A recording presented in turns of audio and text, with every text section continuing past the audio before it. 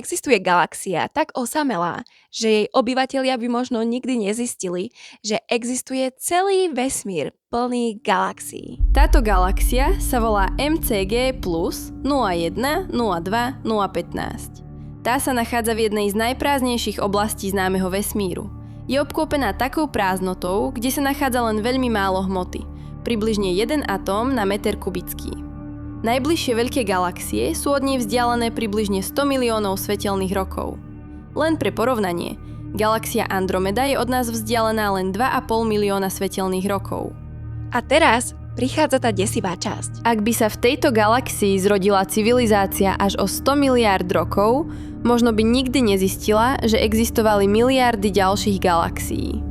Videla by len svoju vlastnú galaxiu, obklopenú nekonečnou temnotou. Všetky ostatné galaxie by už zmizli za kozmologickým horizontom a ich svetlo by sa k nej nikdy nedostalo. Prečo? Pretože vesmír sa rozpína.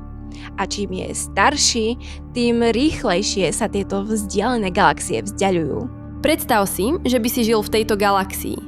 Keď by si sa v noci pozrel na oblohu, videl by si hviezdy zo svojej galaxie, možno planéty, možno hmôviny, ale všetko za hranicami tvojej galaxie by bolo prakticky neviditeľné. Ak by sa v takejto galaxii vyvinula inteligentná civilizácia, mohla by dospieť k záveru, že jej galaxia je celý vesmír.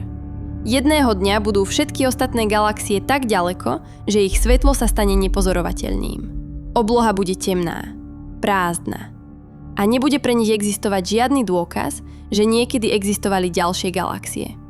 Takáto civilizácia by možno nikdy nezistila, že kedysi existoval obrovský vesmír plný stoviek miliárd galaxií.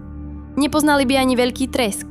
Nikdy by nezistili, že žijú v rozpínajúcom sa vesmíre. Je zvláštne si uvedomiť, že práve teraz žijeme v jedinom okamihu kozmickej histórie, kedy vidíme veľkolepý obraz vesmíru. Nie každý to tak totiž musí mať.